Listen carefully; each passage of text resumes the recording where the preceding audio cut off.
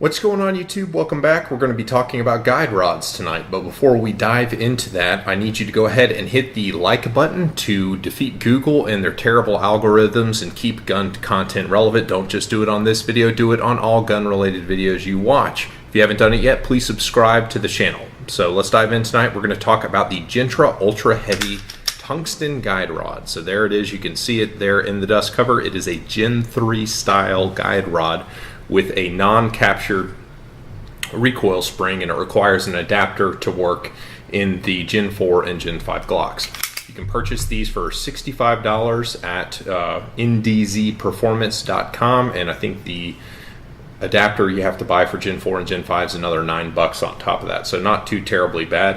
What's really nice about this is it now gives you the flexibility using Wolf springs to tune your recoil spring to the specific load you like to shoot. So that's next on the agenda. I'll probably do that next month after the section match. So what does a heavy guide rod do? Well, everyone says it reduces recoil. What does that really mean?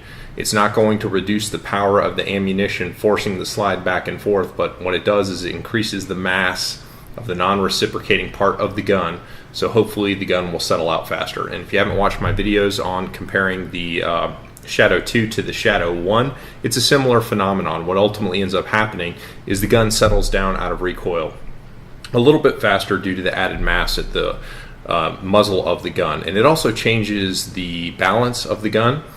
The NDZ the Jentra guide rod is, to my knowledge, the heaviest guide rod you can buy for a Glock pistol on the market, which is why I put it in this gun, because why not test the extremes?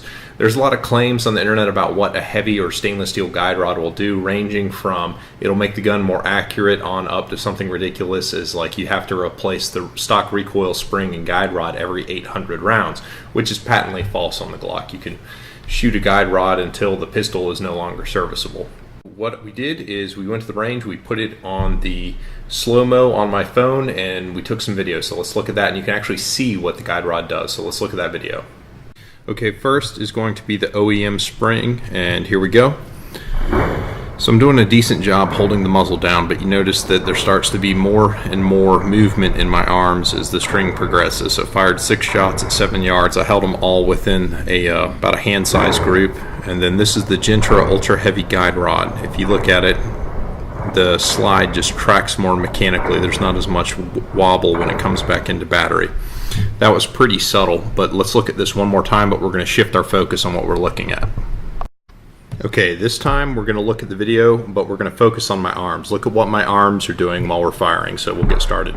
You can see the energy roll up my arms in waves. So this is the OEM spring. You see my left tricep really bouncing around pretty good.